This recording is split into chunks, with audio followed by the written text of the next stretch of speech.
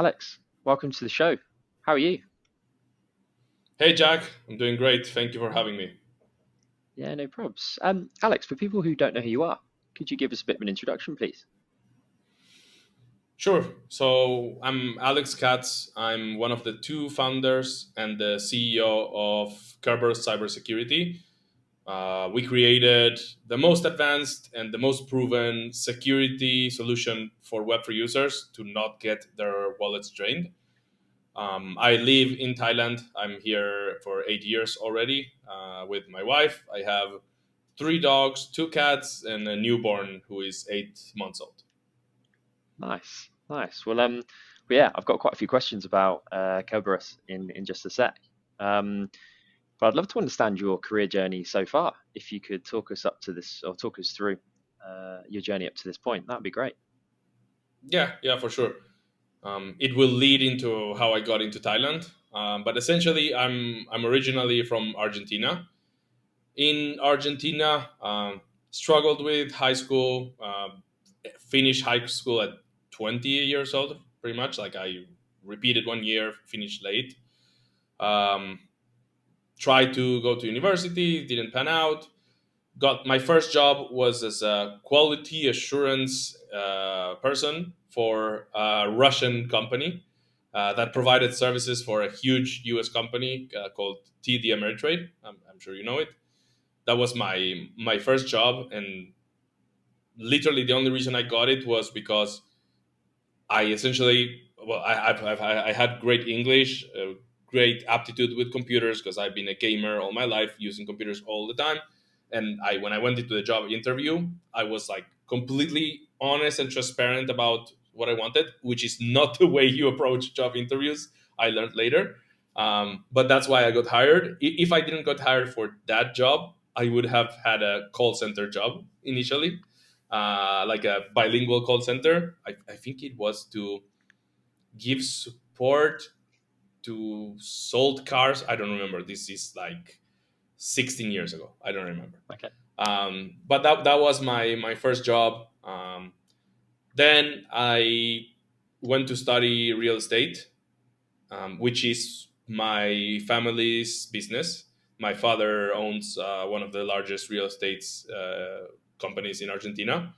And I went through the traditional path of the sun, which is I started all the way at the bottom, did everything at the bottom and everything in the middle until I got close to the top, not completely to the top. I didn't take over my father at all. And the reason why is after doing the whole experience in real estate, I realized that it didn't align with my values. I'm very driven towards justice, towards doing things right, and it didn't sit well with me. And so, after much deliberation, I took a leap of faith, and I told my father that I was quitting and I was going away from Argentina, somewhere else.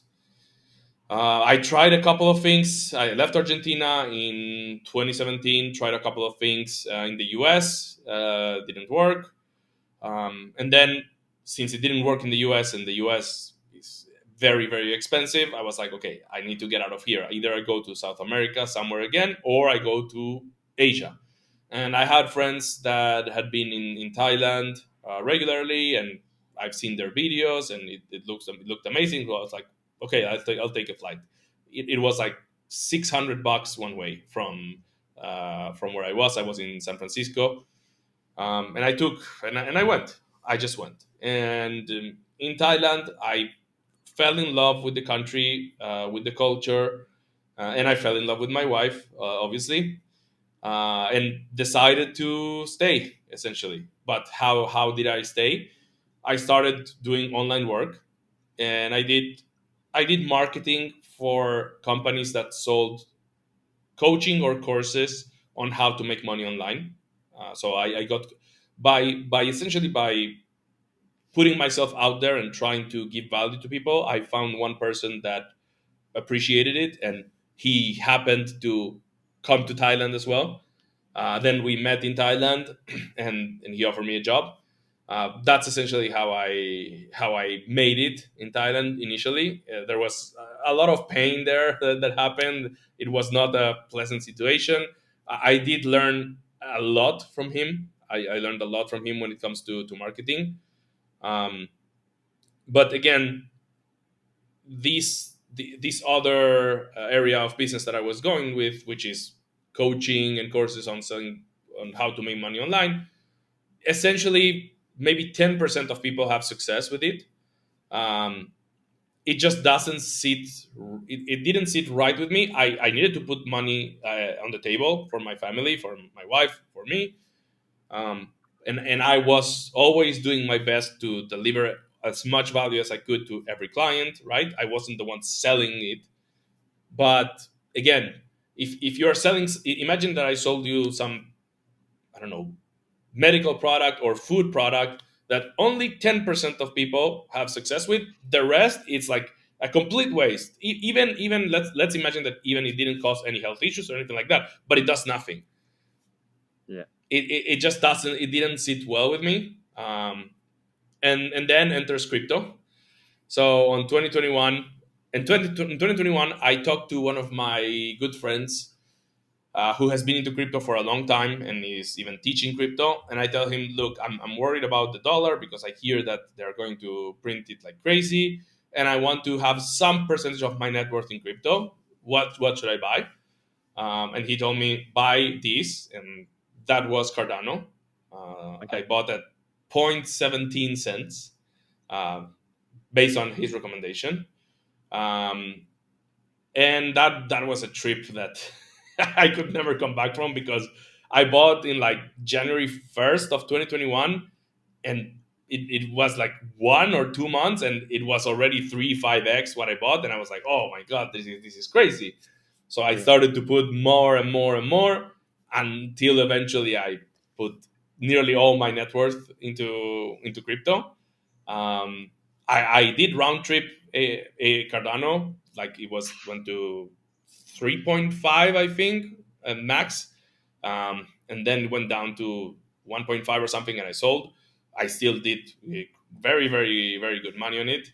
Cardano also taught me a very good indicator that I'm going to use this cycle. I'll share I'll share it because I think it will be interesting. It's Yeah. Go called on. the wife or the girlfriend indicator. Okay. When you share a position with your partner who is not involved in crypto at all, and you tell them, I put this amount of money and now it's worth this amount of money, um, and they are like, I think we should sell, that's time to listen to your, because if I had listened to my girlfriend at the time, now my wife, um, we would have had much more on that position, and on other positions as well. And actually, I did listen to her very recently. I hit it off with a meme coin just by luck. Someone shielded it to me. It was SCF, Okay. smoking chicken fish. I did a 100x there with very little money, so it wasn't life changing money, but Still a hundred I, x. I yeah, it's still 100x. And I run it by her, and she's like, "Yeah, I think we should sell." Great. I sold very close to the top, very very close to the first top. If I didn't sell there, there would be a possibility to sell again at a similar price later, but I would have to hold Hope. through so much pain. Yeah. Um, but well, going back, crypto was something that I couldn't come back from. Once I learned crypto and everything about crypto, I couldn't go back, and I did very well. Not life changing money, no, but good enough money for me to be able to quit my job with a good cushion and be able to look for something else that was more fulfilling to me. Hmm. So in what happened then, I was part of Neo Tokyo, the NFT community, and I had met my current partner. His name is Danor, and we had very good vibes together. We did some things together in Neo Tokyo. He created a developers division, and I helped him with that. I also brought him an investment proposition, investment gambling, let's call it the way it is. Um, Yeah. and I 5x'd his money without him doing anything. Which for two strangers who never met at all, he sent me some money, and then I did what I needed to do, and then I sent him the money 5x back. That builds a lot of trust between two people, because a lot of people would just pocket the money. But again, that's not the type of person I am. Yeah. So he tells me he's a cybersecurity expert, like 15 plus years of experience. I've been saying 15 years for a long, but we are already 3 years in, so I don't know how many years it is. His last role was head of offensive security at Salesforce, and at this point it's like late 2021, early 2022, and everyone is getting drained with these drainer websites that are asking for set approval for all for the NFTs, and some of these NFTs are worth $500,000, things like that, and they are getting drained. And he tells me, I think I can create an automated security solution to detect these drainer websites that requires no user knowledge or intervention. Do you want to work on it with me? And I'm like, yeah, let's do it. The reason why is it is crypto. We are working in crypto, but we are not in the business of making other people speculate, meaning it's not like we're selling them something that they're going to speculate on. We are Mhm. actually building something that will keep people safe. So it's a noble proposition.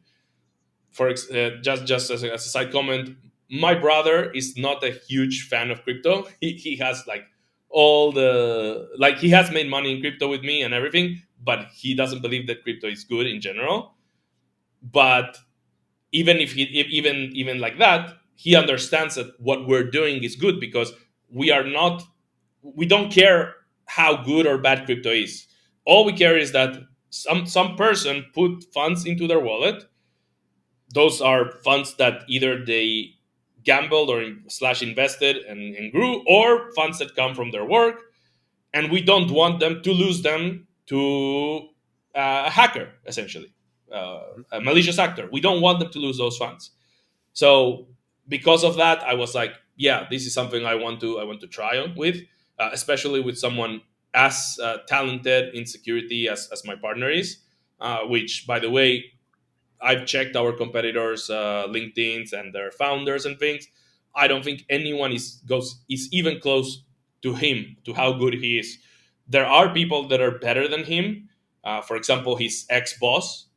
His ex boss is like it's someone that hacked Facebook and called Mark Zuckerberg on the phone, like literally to tell him about the hack. That's like next level. There are both different, but what I'm saying is, I'm not saying that he's the number one in the world, but in crypto, for sure he is. And yeah, that's how I got to this point, and I'm assuming we'll talk more about it with other questions. That's cool. That's pretty varied journey to get into to security and crypto, like where you are now. Like Yep, yep, QA, real estate, marketing, crypto, and now into security. yep, yep. Yeah, pretty varied journey. Um, did you know when you started that you wanted to be an entrepreneur? Like, did you always know that was the plan at some point, or did you just kind of fall into thinking, you know what, I'm just gonna run with this idea and launch this company? So I don't consider myself an entrepreneur, Okay. and even when I was working doing marketing for companies that taught people how to make money online, that was the buzzwords like, oh, be an entrepreneur, be your own boss, blah blah blah. But I never envisioned myself as an entrepreneur. The way I envisioned myself and the way I'm living now is I envision myself as someone who worked on things that mattered. Like it doesn't really matter what it is. Like you mentioned, it's odd how I got into cybersecurity, which is true. I didn't really have experience in cybersecurity. A lot of the experience that I got before was very helpful for it, but I had zero cybersecurity experience prior to working in Kerberus. um, and I have always been a leader in everything I did in my life. Even when I wasn't a leader and someone else was the leader, it would pain me when I saw the dumb things that they would do or how they would not do the right things, and I would try to step in myself, and many times I succeeded. So I just saw myself as someone that wanted to create something of value, and I wanted to lead. That's the way I saw myself. I never saw myself as an entrepreneur, and even right now I don't see myself as an entrepreneur. I would tell you that I'm not the best at coming up with the best initial ideas of things to do. I'm the best at when those ideas exist, such as the one that we are working on right now, which is security for users, no user knowledge or interaction. Then I can spawn many ideas into how to grow it or how to do different things. So Mhm. there's a book called Rocket Fuel, where essentially they break people into two categories, like the leading people. There's the visionary, and the other one I don't remember the definition. But the visionary is someone that can think for like 100 ideas, and maybe 99 are trash, completely trash, but one of them is genius. Um, I'm the guy that can recognize that that's the good idea and not the other ones, because my my partner Danor, many times he comes to me with a lot of ideas, and I tell him, and most of the time I'm like, either they're really bad and it happens, or I tell him it drives us far away from what we're doing. It's not a fit for what we're doing right now. And then sometimes he's like a crazy idea, and I'm like, yeah, that's exactly what we need to work on. And then I take that idea and I explode it.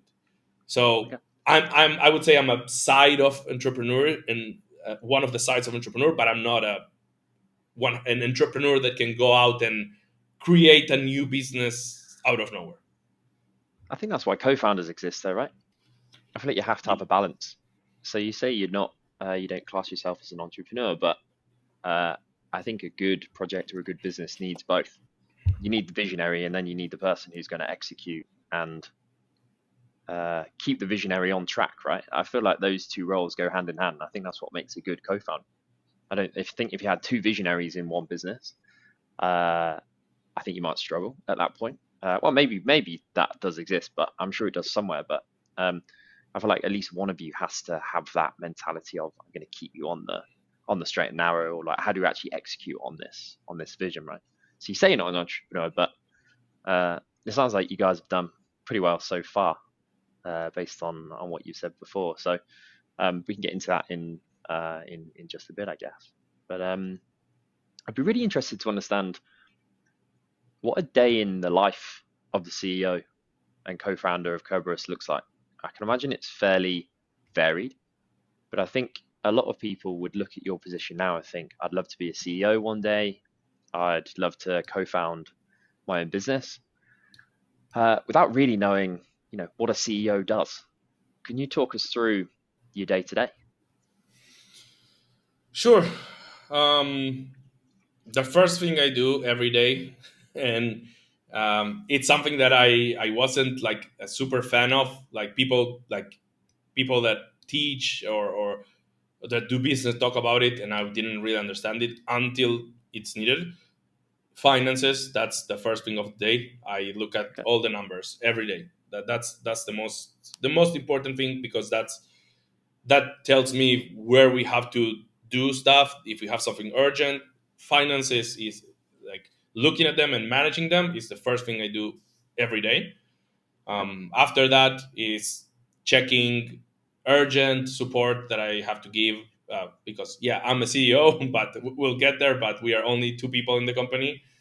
So my partner Danor is doing the cybersecurity and the development. I'm essentially doing everything else. So I'm replying to customer emails, looking at X notifications if I have to reply to people. This happens throughout the day anyway. But that's the other thing. Then I am essentially looking at what projects we are working on. We work with contractors. We don't have full time employees. We are hiring our first full time employee very soon. We just got an office. That's the Nice. progress. Congrats. Thank you. But we have a lot of contractors. Like we have lawyers on retainer that they are doing a lot of things for us. I don't know that every crypto company operates like this, but we take it very, very seriously. Both because we just know it's serious. But also, my father is a lawyer, and Okay. I had to study a little bit of law when I started real estate. I understand, and I did a lot of contracts when I was working in real estate. So I understand the worth of lawyers and doing things the right way. Right now, we are undergoing, hopefully, our last rebrand. We've done a lot. We went from a Fiverr when we just started to a nice designer to a much better designer, and now to a full blown on graphic design team that is essentially what we are wanting to shift right now is we're shifting from Kerberus, the Chrome extension company, to Kerberus, the security company, because that's where we're going. Yeah. So yeah, it's contractor management, looking at what they need or what I need to give them, etc. Usually I have at least one call a day. Sometimes it's many more than one, but usually it's at least one call a day. Uh, Besides, that's like all maintenance, I would say. Then it's talking with Danor and seeing if he has any needs for development, because I help him with testing, which that's where my QA experience comes in handy. But regardless, I'm the only one that can do it. So sometimes we just sit on a Discord call for 2 3 hours until we figure something out, and he makes changes. I'm testing. That's the reality where we are right now. It will not be like that in the future. Um, we go over. We have a huge board of features that we want to create, from more important to less important, to bugs from more important to less important. We go over them and we decide how to prioritize. Um, and then it's working on growth. The work on growth is much more of a artisanal thing, in the sense that I have to think of creative things to do, and many of the times it's not something that is like set in stone. Like, you know, sometimes our users say, well, why don't you tweet more often? And I'm like, tweeting for the sake of tweeting, I personally don't feel it's the most conducive. I feel that it feels forced and people realize it. But if you actually tweet interesting stuff and growth stuff and marketing things, but they are either very good ideas or they are reacting to other things that are happening in the market, I think that that works much better, in my opinion. Maybe we'll change as we grow, and maybe when we have a person that is fully focused on that, we'll be able to pump out better regular content. But for now, I try to focus on quality content. um, That's good. and the most important thing I have to do, and this happens at any minute, is I have to think all the time. I have to think how we can overcome challenges, how we can create new things, or if there is a tweak we can do to something we're doing that can lead to growth. It's my mind is the most important thing throughout the day. And then I have to use a lot of my time to take actions, just because this is the stage of the company we're in. um, and also, it's important for me to use my mind, because it's very hard to draw parallels with other companies or businesses, because the usual thing is, oh, this is the way things work, and this is usually done like this. But there's two things that make it very very different for us. One is crypto. So crypto doesn't work the same as traditional business in Web 2. And I am much more of a crypto native than my partner. So I had to tell him many times in the past, until he essentially got it in his mind, that you can't operate the same way you operate in crypto than you do in Web 2. So for example, in crypto, doing traditional advertisement like, yeah, Google PPC or Facebook ads, it just doesn't work. It's not the way that people consume content from crypto. Um, and marketing in general in crypto is from word of mouth. It's either paid or organic, but you do something in crypto because someone else you look up to or trust told you about it. That's Yeah. essentially how it is. And yeah, that's the first thing that makes things challenging because there's no, like, while there is some things that you can draw from, there's also a lot of things that crypto companies do, which is very artificial and very fake. And then you see it, you see the results, and you're like, oh, great. But behind the curtain, maybe there's a lot of money involved. There's backroom deals. It's not easy to emulate. And the other thing is the nature of our company, which is cybersecurity. It's not the most fun thing. That's the reality. It's quite a boring thing, I would say.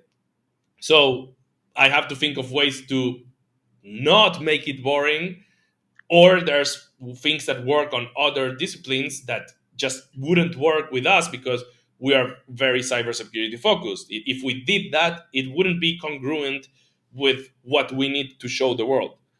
And again, so that's why it's a lot about thinking how to create value for the company and marketing for the company that resonates with crypto and cybersecurity, which is really not that simple. Um, and I'm also browsing X quite regularly. I think I very much needed to. I need to know what the pulse on the market is. I need to know what's happening around in the market.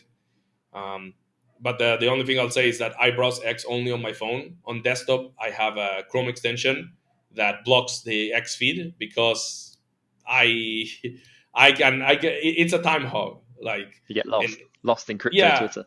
yes. But if I'm lost on the phone, it's like, oh, I'm on my phone. I'll drop it and then I'll go on the computer.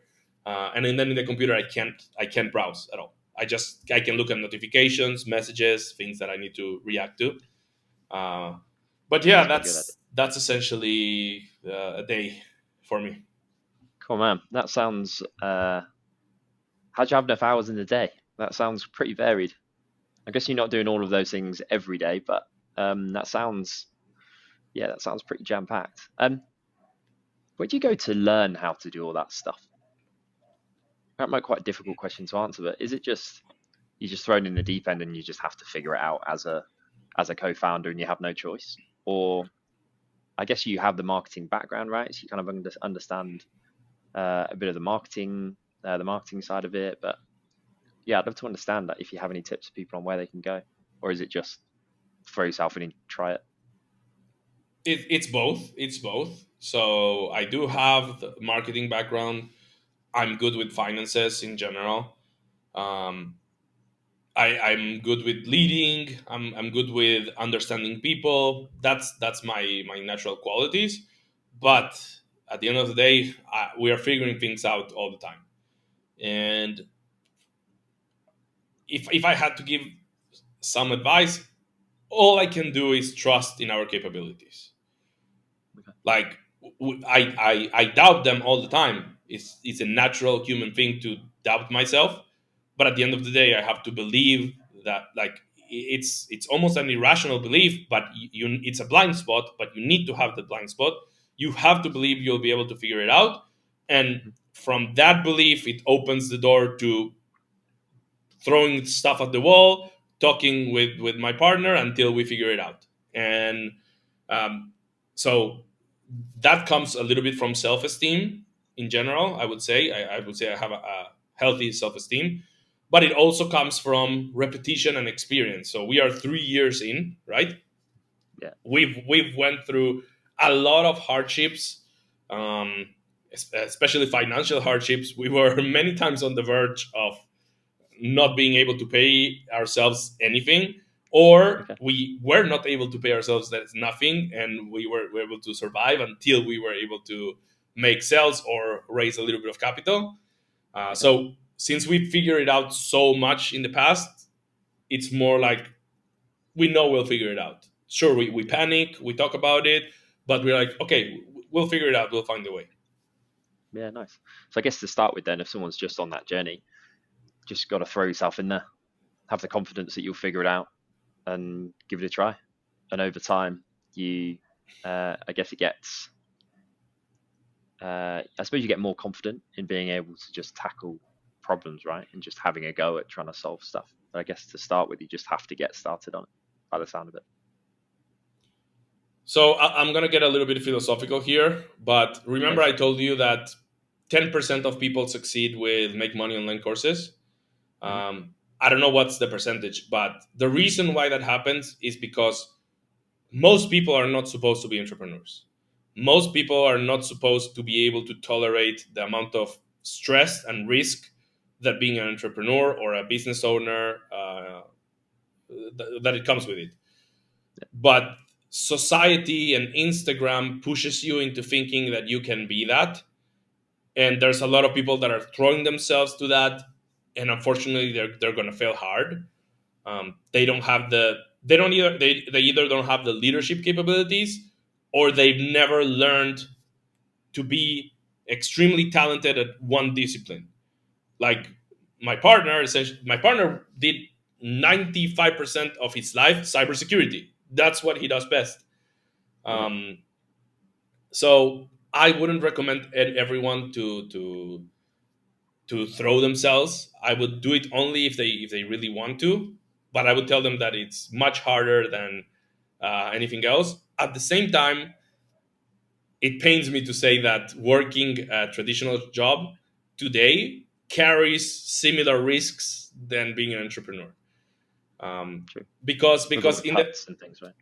in the past people were able to get a job at a good company, and they were able to grow in that job and stay there for 40 years. I don't know how long it is, retire, and then the government would pay them a good amount because they contributed a lot of their amount. Essentially they they made the government the custodians of some of their money, and then they were able to retire comfortably. Today that doesn't exist. Today pensions are stolen everywhere in the world. Yeah. My grandma, who already passed away, was a teacher. She worked all her life as a teacher, like one of the most traditional professions and one of the most important professions in the world. Mhm. And when she retired, the money she was getting was not enough for anyone to survive. Yeah. So we live, unfortunately, in a society where being an employee, I don't know if it's the same amount of risk than being a business owner, but it does have a lot of risk, which also it also pushes people into job hopping. So it's much better for anyone to change jobs after a year than to stay in the same job and get a raise, because the swapping of jobs turns out to be more salary than staying in the same job. Way more. Those, Like those are the things. Those are the things the that I'm difference is thinking crazy. of. I'm thinking of those things when we are going to build our team, um, and we envision trying to go more the Telegram route. You know that Telegram has like 9 employees or something like that. It's like Yeah. a tiny team, right? Because High performing tiny team. yeah, high performing tiny team.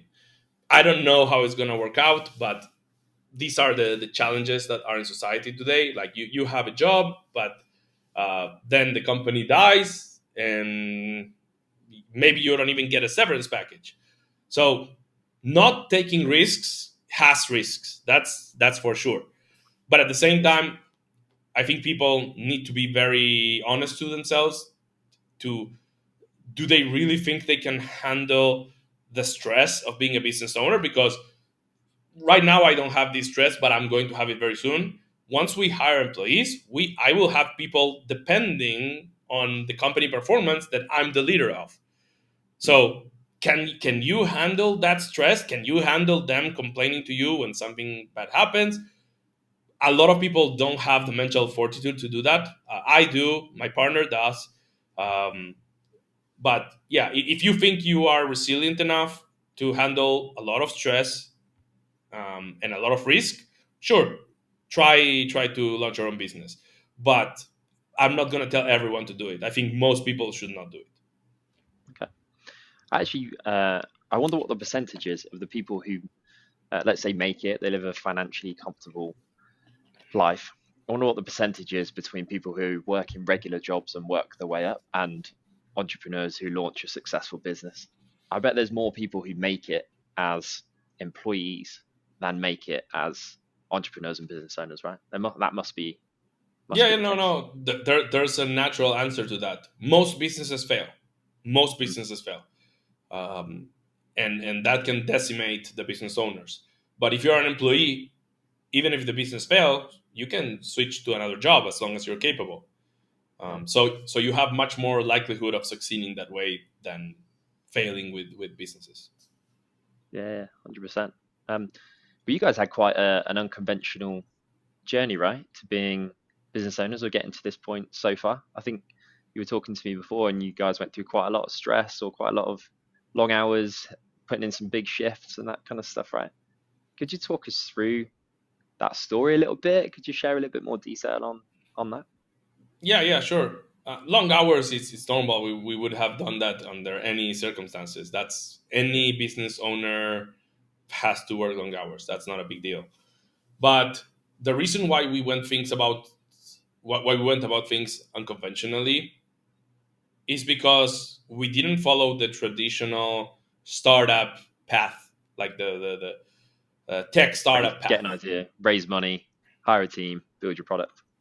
Yeah, we didn't do that at all. No, we didn't do that at all. And one of Danor's good friends, who I think had some exits right before we had our breakthrough success and everything, told him, you did everything backwards, you like literally everything backwards. And Danor was quite he felt down from it, but I'm like, it's okay, it's okay. We did it our own way. We did it the way that we believe in. Mm. um, I'm not sure we did it. I'm not sure I would do it the same way if I could go back. But Okay.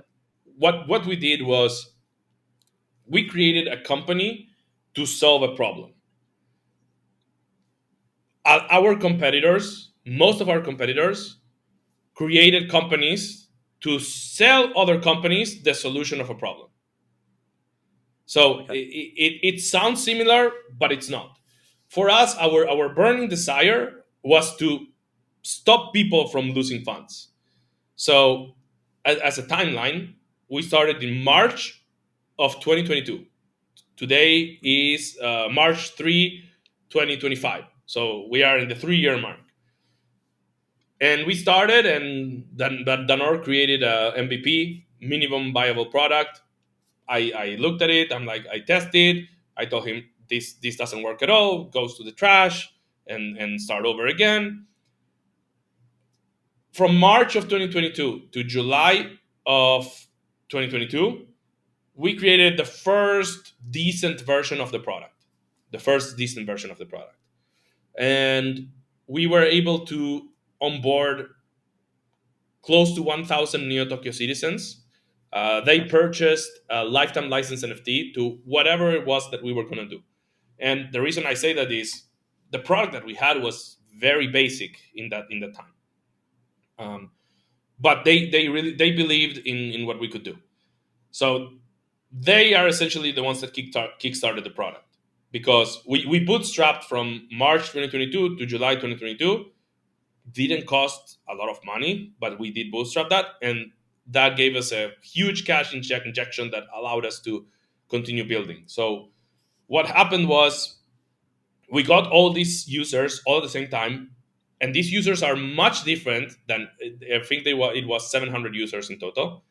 Um, it's much different to get 700 users that paid you for a lifetime license NFT who are invested in your product than it is to get 700 users from the free market. Because 700 users from the free market you don't have contact with, they might not care about you. If they don't like what you do, they might uninstall you. But these people were giving us feedback on what we were doing. And what we were suffering the most from was false positives. So a little bit boring, but I'll have to explain. A false positive is when we detect a website as a scam, but it's actually not. So it's a misdetection. In crypto, it's very hard to detect a website to be legitimate because everything in crypto is spaghetti on the wall. I buy the domain today, I put some code into it, I make a basic contract, and then I make the website interact with the contract, and that's the project. And that spaghetti on the wall could grow into a 50th floor NFT. That's the reality. It doesn't mean Yeah. that it's a scam. So it's very challenging to do that.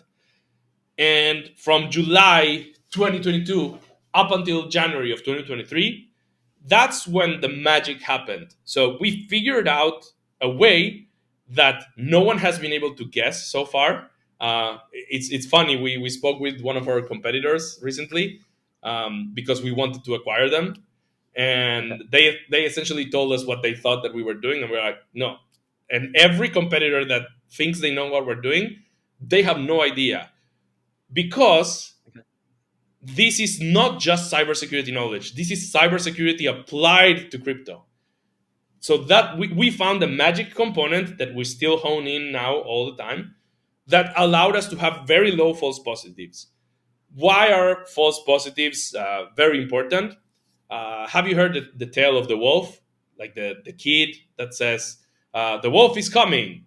And then everyone in the village gets scared because the wolf is coming, but the wolf doesn't come. He does it a second time, they get scared. He does it a third time, they get scared. A fourth time, they already don't believe him. And then he continues to do it and they don't believe him. Now, the 10th time, when the wolf actually comes, they don't believe him and they all get eaten by the wolf. Yeah. So, if your product has, if your security product has a lot of false positives, people are just not going to believe your alerts. And if they don't believe your alerts, they're going to lose their money. Lose all Again, credibility as well, don't you? forget the credibility. What matters is that they're gonna lose their money. And remember, I told you that as I grew into crypto, I put nearly all my net worth into crypto. So I Yeah. could have lost all my money to a trainer. That would have been devastating for me. Mhm. Um, so we created this crazy version, right? And that's when everything clicked and our users started to enjoy a much better experience, and I think that's what made them much more of our supporters to us. um, and then essentially from March 2023 up until September of last year of 2024, we went through a journey of trying to sell more NFTs, which didn't work, continuing to work on the product. We did 3 different races in different periods of time, which kept us afloat, until we hit it big because we acquired one of our competitors. So we acquired Fire. Yeah. Fire was a great team that was one of the first competitors that came into the space. They weren't able to monetize their users. They fell off, and when they announced that they were shutting down, we're like, hey, let's get on a call. Let's talk. And we made them an offer, and we know that our competitors, our main competitor and another competitor, not main, but they also made offers, and they chose our offer. Um, Okay. they accepted our offer, and essentially we grew from 2,500 users to 50,000 users in one Okay. acquisition. In one That's a acquisition. big. That's a big leap. Yeah, and the reason why we weren't able to grow that much before is because we were a paid solution. So our competitors, they all launched free solutions. Most Okay. of them died in the process because you can't have a free security product. You can't. There is no free security product. Let's start there. Even the free security products, they are selling something of yours in order to make money. Okay. So there was the possibility of selling data, but we are very much against that. We don't feel that it goes with the ethos of crypto. Um, so even though crypto is transparent and people can see wallet activity, there are extensions that can link your wallet activity to your Facebook activity to your Google searches. They are collecting all that information and potentially selling it. We didn't want to do that. We wanted to do a simple exchange of value where the user pays something and we give something back. Mhm. The problem is that crypto users don't pay for things that they cannot gain access on. So if I ask the crypto user to pay $100, they will not pay for it because I can't potentially turn it into $1,000 or $10,000. Yeah. That's what we were trying to do. And when we acquired Fire, we also got a partnership with a company called Fairside, who essentially provide coverage in case we don't detect a scam site. So Like right insurance, now, like an insurance company. Are they it's not insurance. okay? In order to provide insurance, there are a lot of legal requirements. It's coverage. It's not Okay. insurance. For 2+ years now, since we launched that stable version January of 2023, we have zero user losses, meaning that we have always detected the website that our users have gone into. Nice. This is why we claim a 99.9% detection rate. I'm the one that tests the most. I have found holes with my extensive testing, because usually users find one scam site. They're not hunting like me. And we have done Mm. improvements. I'm telling you right now, it's not a flawless product with no holes. They exist, but they are so tiny that even if we had a user loss, it would be one in way too many. But Mm. as I was mentioning, we have got a partnership with Fairside, who provide coverage up to $30,000 losses in case we don't detect something. So Okay. between our crazy detection rate, which is proven by 2 years of no one losing anything, and you won't find a single comment in Twitter talking about it because it didn't happen. If it did happen, they would reach out to us. And I also would have seen it in our database that happened. Combined with the coverage, essentially we bring a 100% protection up to 30K, and Nice. which by the way, based on my analysis on security reports of other companies and also our own analysis, basic users lose 2K on a loss on average. More advanced, sophisticated users lose 10K on average. Mhm. 30K losses are very rare, very rare, very rare. Um, so, in exchange for what we're offering, which is all the security that we already created, which is amazing, plus the coverage, we charge a very small fee when users do DEX transactions on some swaps. So some users are paying us $0.1 a month, something like that, and Nice. that puts them on our crazy security and coverage. Okay. Um, Is that how so you got? Is that how you got the 50,000 users that you acquired to like come across and actually start using uh the tool, like give them those no, crazy no. low? No. So we acquired the company Fire and their extension, and we overloaded their extension with our extension. Okay. So when the user updated from Fire into Kerberus 3, they got a pop up explaining them that Fire was acquired and what were the changes that happened. Okay. Nice. And then when they were working with Fire, when the user was using Fire, was that a free product? I don't know too much about Fire. It was a free product rooted all around transaction translation, Okay. which is essentially telling you, if you go to Uniswap and you swap one USD for 100 tokens of something, um, the website, the Fire would tell you you are swapping one USD and you're getting 100 tokens in return. This was helpful with drainers where you were giving approvals to your NFTs when you thought you were claiming an airdrop. So Yeah. if you were smart enough and you were awake enough, you would be able to stop the transaction. The problem with transaction translation, which is something that two other competitors were selling, one was selling before, the other copied the first one. Uh, it is not security. Transaction translation is information. It's information that should be in every wallet and that is starting to be in every wallet. Phantom has transaction translation for a long time. Rabbi, I don't know how to say it, has transaction translation for a long time. MetaMask implemented it recently and they are improving it today. sure, it should be there. If it's a common transaction that wallets know how to interpret, they should show the user that transaction.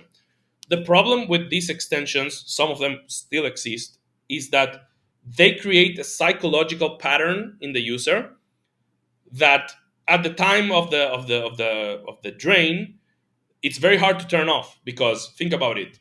Every time you go into a website, before you get the wallet pop up, the traditional wallet, you're used to clicking swap or mint, and then your wallet comes up, you click confirm, and you get your result. Now, with these extensions, before that, you get another pop up which explains to you what's going to happen. You click continue, then you get the wallet pop up, and then you click, and then you get your desired result. This becomes a psychological loop where every time you go, I click the button on the website, the extension pops up, I click confirm, the wallet pops up, I click confirm. You just want to get So through it, right? yes, and we know people that have gotten drained even with the appropriate warnings because they are in that loop. Because there Like is no, autopilot mode, sorry. like autopilot mode almost. Just seeing the Yes, pop-ups, you're like, yeah, yeah, yeah, yeah. autopilot mode. So what we do differently is every time you go into a website and you try to do a web reaction, we will scan. That's the pattern that we are installing you, that we are scanning and checking for you. And if we don't find anything, your wallet pops up. That's the traditional pattern. When we detect something, your wallet doesn't pop up and we put a big pop up in the middle of your screen telling you, Okay, hey, something we are detecting is off. Either you should stop, and if you want, you can come and contact us and we'll look into it for you. nice. So that Fire was doing transaction translation, purely transaction translation. Okay, We were doing security. We makes sense. were pretty much the only one doing security. Okay, yeah, that makes But sense. but your question was about the journey. So we acquire Fire, we launch Fire, great success, and then 3 weeks ago now, we launched the first Solana protection of any extension. So Okay, the way that we build security features is we hear what our users are losing. If our users are losing something and we think we can create something, we'll create it. For example, address poisoning. Do you know what address poisoning is? I don't. So if you send 10,000 USDC to someone with your wallet, the blockchain explorer will reflect that. Then a malicious actor will come. He will create a similar transaction where you send 10,000 USD, but it's not the USDC or T coin that you used, to a very similar wallet that has the same beginning and the same end, but different middle characters. This is possible to generate. The goal of the scammer is for you to click copy on the last transaction that is actually not you, so that when you send money again, but it's not, you send it to the scammer. People are trying to do. I've seen that pop up on my wallets and stuff before. To be fair, like when I'm sending transactions, you'll see then just a random Yeah, transaction just come in, or they'll deposit something into your account, right? And in the hope that you just go history, send, done. yeah. Yeah, I've seen that. So we had a user that lost $10,000. So he came to us and we explained to him, look, we are not covering this. So what we did was we developed an address poisoning engine, which Okay, is if you copy. So since we know your wallet because you are transacting with it with us with the extension, if you copy an address that is similar to the last few addresses that you actually sent funds to, we will actually show you a big warning on your screen, and if you click it, you'll be able to see the differences in the number in the characters for nice. you to understand that you actually were actually copying the wrong address. So when our users lose funds, we create security for it. The other place where people are using security is Solana security, losing funds. They are going into Solana websites and they're getting drained because the only security that exists on Solana is purely from the wallets. So Phantom has Blowfish, Backpack has Blockade. That's the only security. But those two companies are B2B companies. They are not companies focused on providing the best security. They're focused on selling to other companies. Whereas we are looking into how we can get the highest detection rate, the lowest false positive rate. So what do? We created the first Solana protection. It's going insane. We are detecting nearly every scam site, even though it's in beta. So we are not claiming the same level of accuracy as what we did with EVM. It's in beta, but we are detecting everything so far, and that positioned us much higher than everyone else because we have the highest coverage, the highest detection rate proven, the most amount of chains. That's from before because we are the only ones that cover every EVM chain out of the box, meaning it doesn't matter that it doesn't exist. The moment it exists, we're covering it. And we now cover Solana as well. So the unconventional journey came from two people creating security despite the lack of support from VCs, from companies, because they are like, I don't see the shiny object that I want to see. I don't see the stellar team that I want to see. And also, you launched before raising, blah blah blah blah blah. We still overcame everything, and we got to this point now where we are a more than profitable company about to make our first hire from revenue, not from raising. What I would say, it's almost like daddy's money. Like, okay, you raised amazing, but you got money from daddy. You have a daddy that gave you the money. I'm not saying there's anything wrong with that. There's many companies that succeeded with that. But what we're doing now with actual revenue after 3 years, I think deserves much more praise than getting it from raising. Yeah, that's cool. Have you got a tracker anywhere showing how much crypto you've been able to save through like transactions that you've been able to block or stop or anything like this? No one really has that. We are going to have some stats on our website that we'll analyze and try to be as accurate as possible. But everyone That'd be cool. puts whatever they can put that makes them look great. Let's face it. There, there's Oh, really? there's so much volume happening that it's very hard to be accurate. Fair enough. It'd be quite cool if there was just a rolling tracker. So every time you went on the website, you could just see it updating, like how much funds you've actually been able to save Yeah, from yeah. using and stuff. I That'd be cool, man. actually I pitched that to my partner. It's something I want to do eventually, but we would need to build tech specifically to track that. It's tech for marketing rather than protecting. And since we are a two-man team, we can't prioritize that tech for marketing because it will not have a high impact in revenue to develop that. Yeah, So we continue building tech for security. Once we grow more and when we have more hands, we'll be able to create those kinds of features.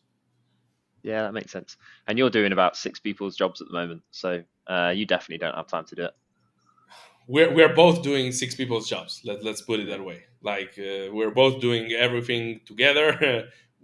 Every day we are like, oh, we need to do this. Oh, we need to do this, and we need to do this. And we're like, okay, maybe tomorrow, and it's prioritizing all the time. Yeah. On the fundraising, as you mentioned there, that you guys have got to this point, you've got revenue generating business, you've got tons of users. I think that then puts you in a much stronger position, right, to go and raise funds.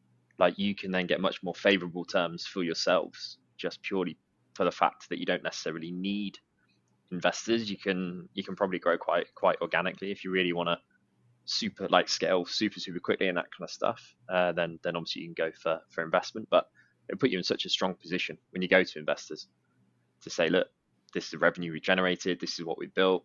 You know, it's such a good position to be in. 100%. You got it right. Hard to do that. You need to have obviously back yourself and have a bit of backing, a bit of cash in the bank. I would imagine, as you said, like you made a bit of cash from crypto to support yourself for a while.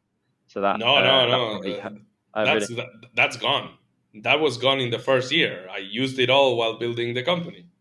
yeah, that's it, right? So like you have to be able to have something to keep you going, to be able to put all your time into trying to build a company. It's much easier said than done, that because it's hard to get that amount of cash behind you to be able to live comfortably whilst focusing full time on something, right?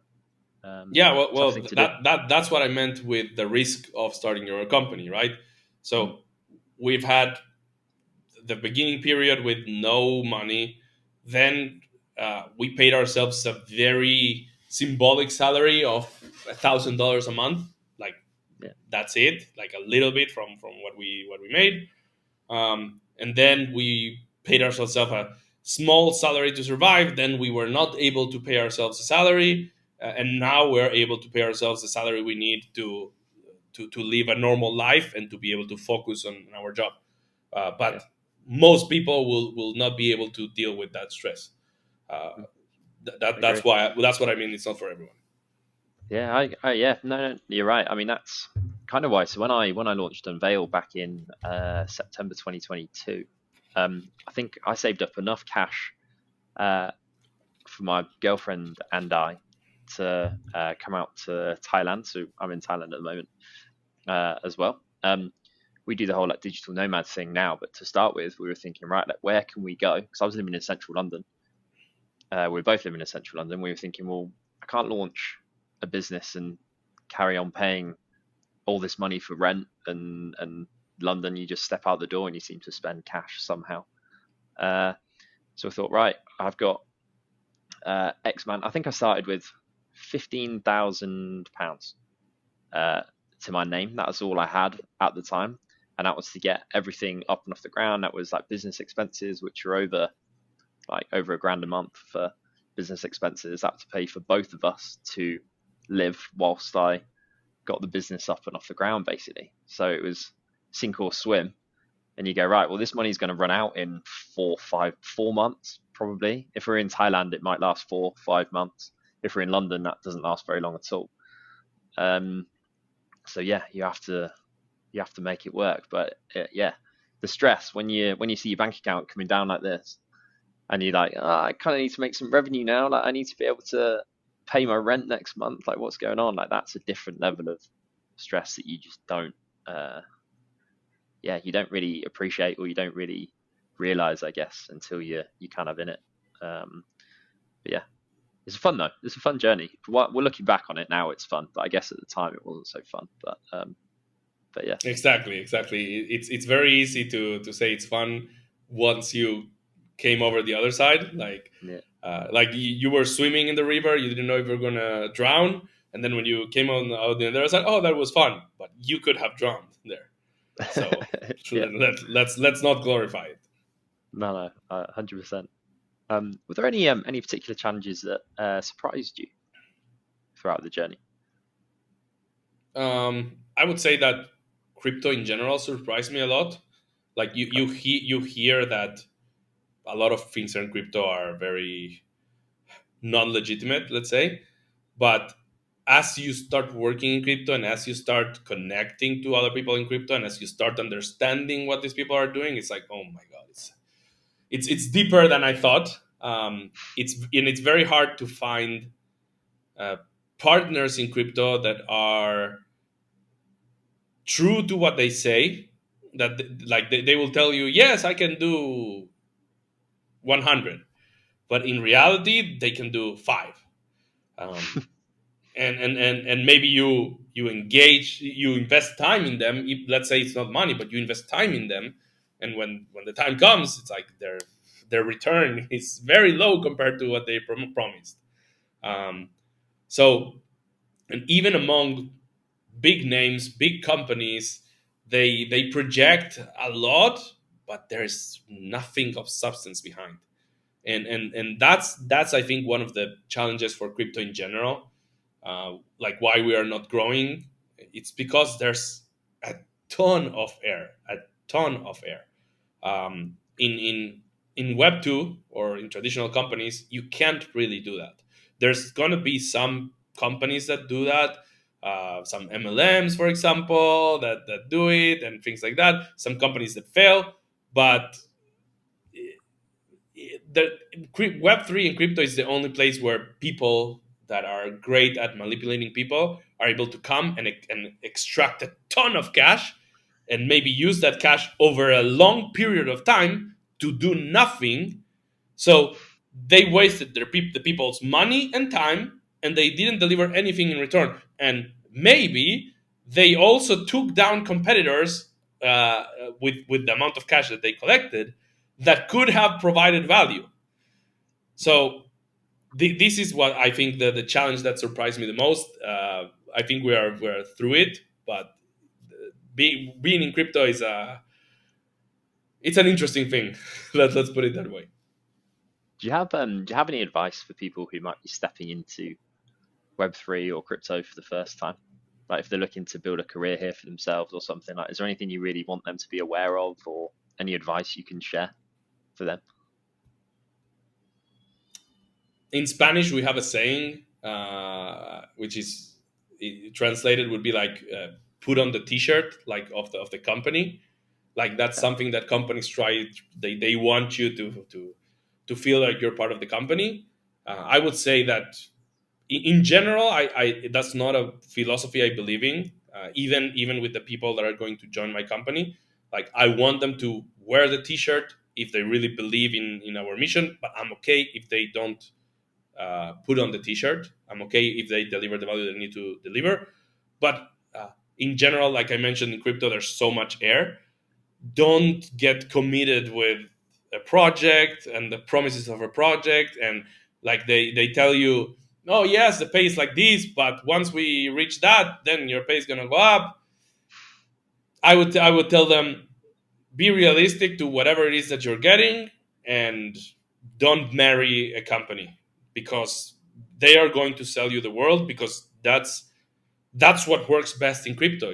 It's Mm. uh, Well, there's people are there's passionate here, right? one of the biggest NFT projects on Solana is pure air, and it's been through very highs, and people could have made a lot of money, and now a lot of lows, and now the founder even said, "I'm not gonna do what I did back then again anymore."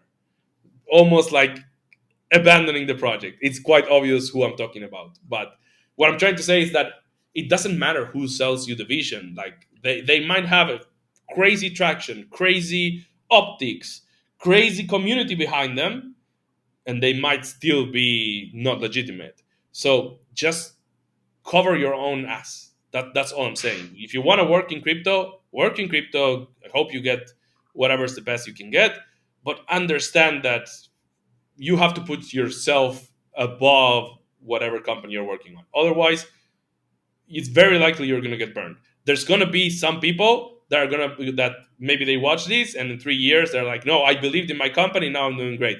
Yes, of course, some people are going to succeed, but until we have more prosecution in crypto, this will continue happening. So this happens with legitimate companies, it happens with scammers.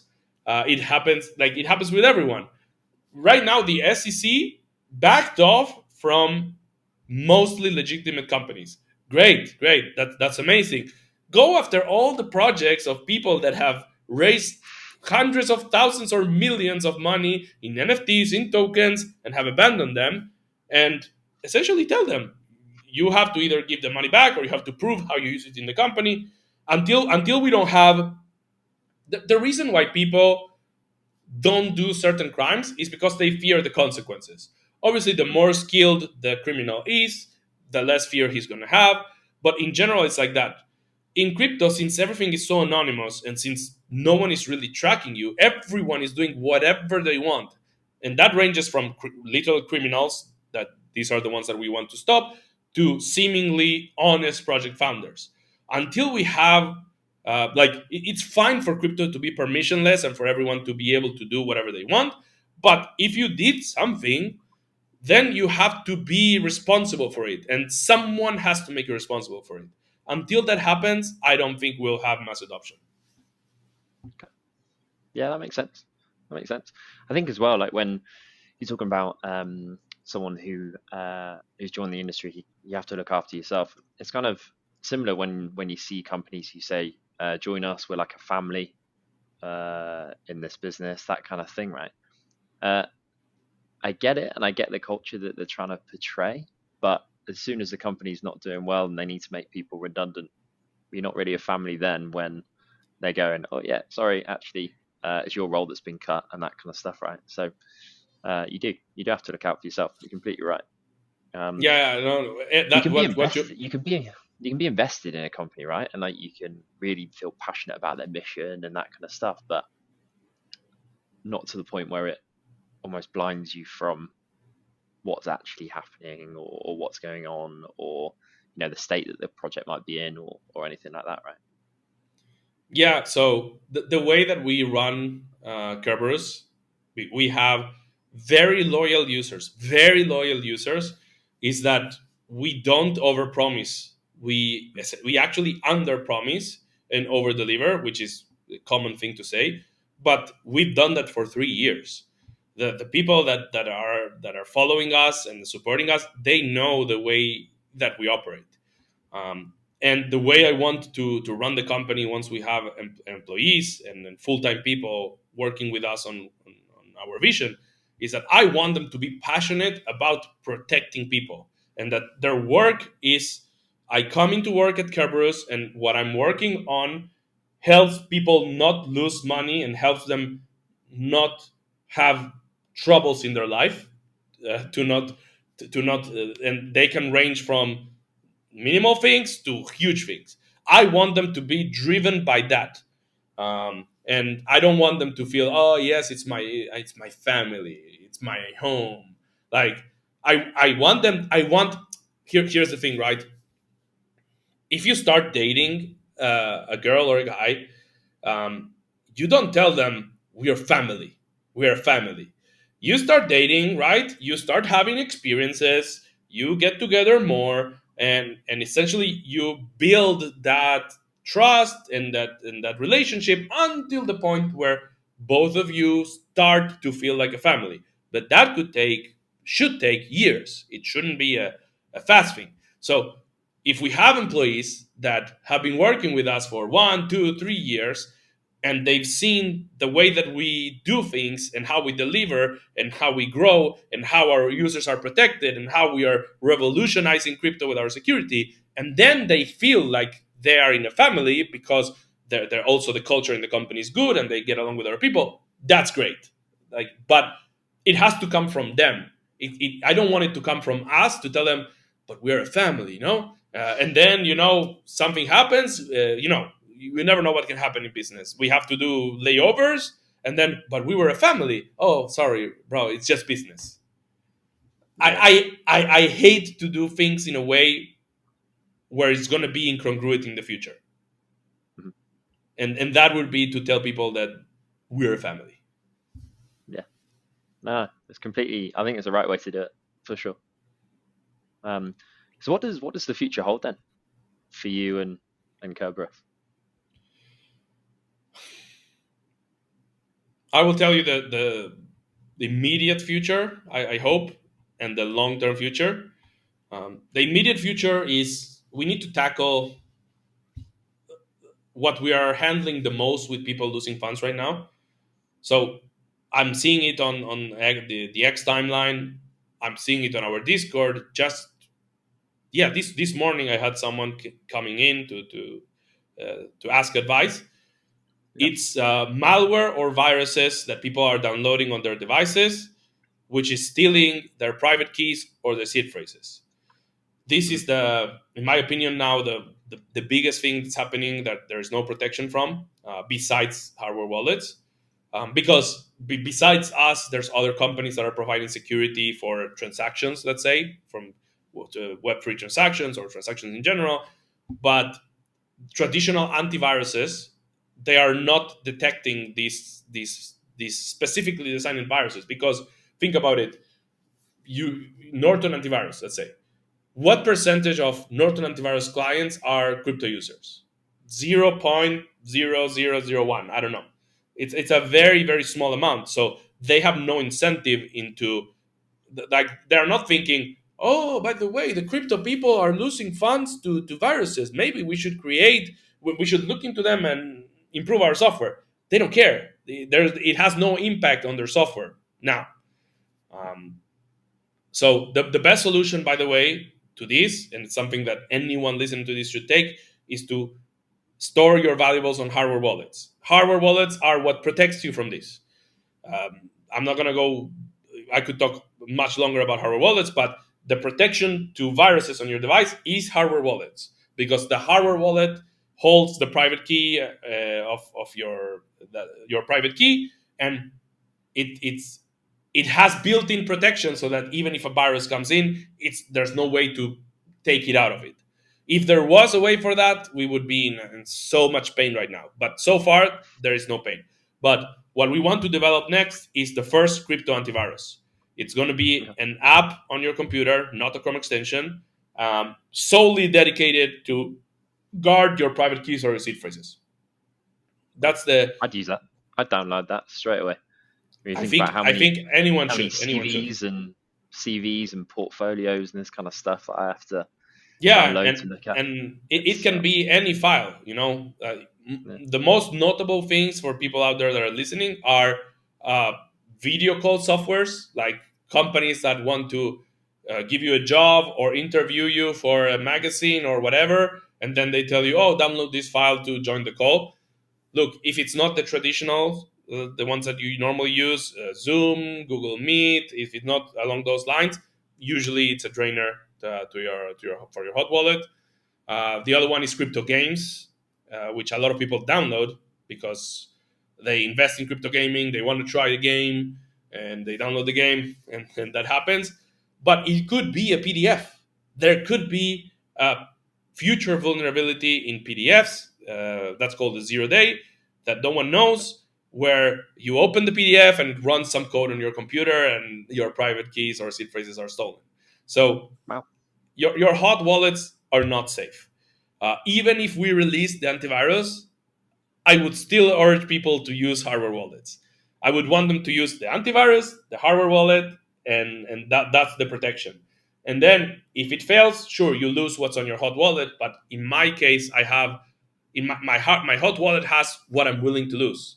It has Yeah. $500. I'm okay losing that. Whatever Okay. number it is for you, that's what your hot wallet should have. And if your hot wallet, you make an investment, it goes up in price, move it into your hardware wallet immediately. Wow. But even those $500 are worth protecting in my case, and that's the crypto antivirus. That's the short term. The long term is we need to create all the security layers for crypto. We believe that the security layers that are being created are not good enough. They require a lot of user intervention or knowledge. And the way that we envision the security layers is that they are all fully automatic. There's nothing the user has to do. So as we grow the team, and we have even sub teams of developers, we'll start creating more security layers. And the goal of these security layers is to keep people's crypto safe. I want them to lose it by investing in a coin and it goes down. That I can't like. Besides That's rug their own fault. pulls, rug pulls is something we want to help also in the future. But Yeah. if you invested at the top and it went down, okay, I'm sorry, that's part of the game. But I don't want your crypto to be taken from you. I don't want you to send it to the wrong place because you were socially engineered or something, so that it goes to the wrong place. That's the North Star from the company, and that's what we'll do. Great mission. Great mission. Um, but yeah, I'll definitely be downloading that antivirus software when you get it, uh, when you release it, 100%. I'm gonna look at the extension now, actually for my wallets and stuff. Um, but um, but no, I think yeah, as you guys grow, I guess the idea would be what to then work directly with protocols, so they just build it into their projects, maybe, or will it always be a separate thing that a user would download onto their particular uh, device? Well, the antivirus has to be on their device. There's Okay. no way to integrate it anywhere. The only way it Okay. could be integrated is if it gets integrated into the operating system by default. Like imagine Right. that Microsoft or Apple integrates that technology or that antivirus by default, but we are far Fine. from that. But that's the only way for the antivirus itself. For the security that we have that comes from our Chrome extension, uh, that can be integrated directly into wallets. So we are building the infrastructure to be able to support it. And then Okay. you will just use X wallet, uh, not from Twitter. I'm just saying a random wallet. Yeah, yeah, I say that because I don't know what's coming from Twitter. I think they're going deep into crypto in the future. That's my hunch.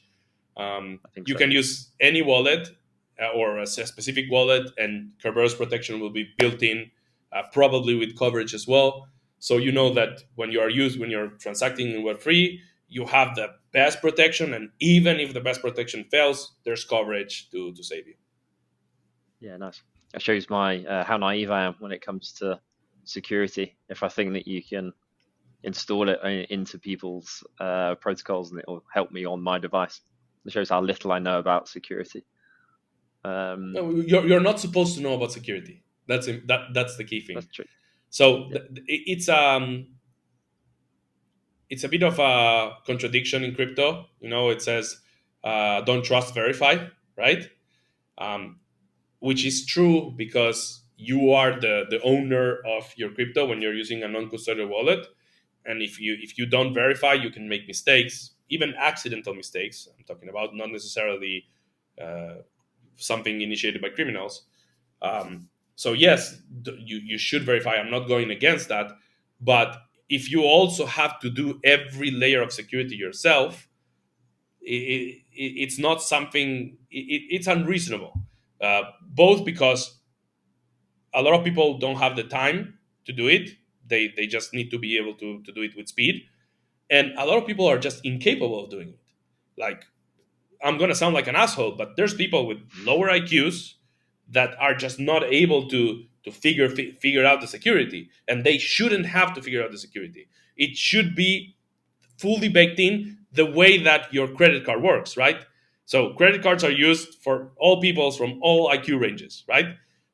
If something happens, if your card gets skimmed, either online or physically, you contact your card, they charge back the transaction, they take down your card, they issue you a new card. Nothing happened.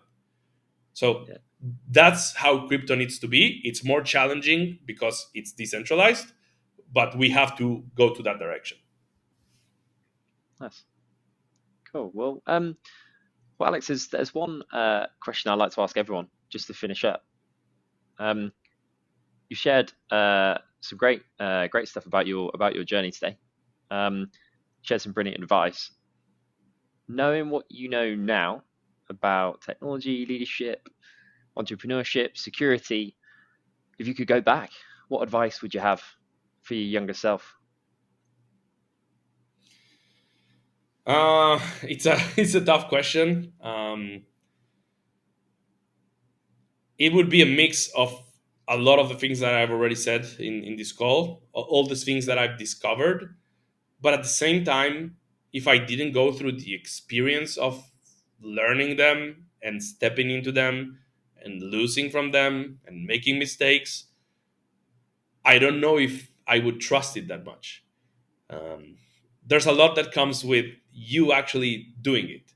And if I could tell myself anything, would be maybe it would be do more things and fail more, Okay, because that's what builds your expertise, your resilience, and it also broadens your horizons, because if you close some doors because you realize that some things don't work, then you're going to look for other doors, and maybe those doors are the right ones.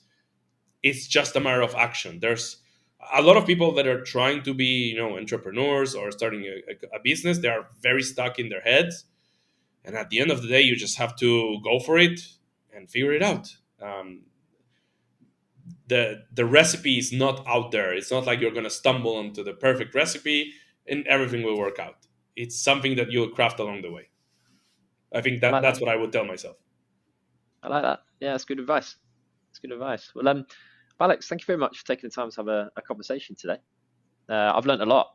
I need to go and download the Chrome extension ASAP and make sure I'm secure. Um, but if people want to learn a little bit more about you, about Kerberus, I guess in Twitter is the best place to hit you guys up.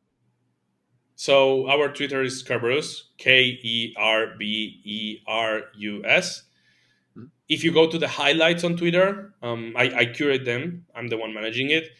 I think it has the most information you can get from us. It has our recaps from 2024, from 2023. Our major announcements are all there. Also, you have obviously our website, kerberus.com. You also have our docs that you can find on our website. They're docs.kerberus.com.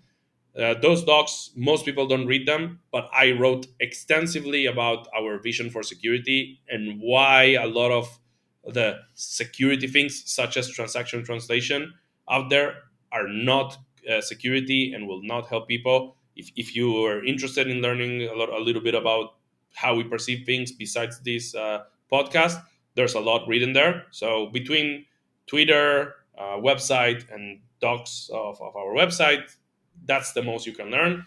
But again, this is just if you are interested in learning. In reality, you need to install our extension, and we do all the heavy lifting for you. That's how it works. And follow us on Twitter. The moment we release the antivirus, you'll know. And we are the company that came to provide security for users. It's us, and we're going to continue doing that in every way with every problem that you have. So even if you come to us and you tell us, hey, I had this issue or something happened, that's great, because I'm sorry that it happened, but we will essentially put it in our board and try to get into it to provide a solution for you. Sounds great. Sounds great. Well, Alex, thanks again. It's been great. Yeah, I've learned a lot, and yeah, really appreciate your time, and I look forward to keeping in touch. Awesome. Thank you for having me. Your questions were great, and I hope anyone who listened enjoyed the podcast. I'm sure they will. But thanks again. I'll chat to you soon.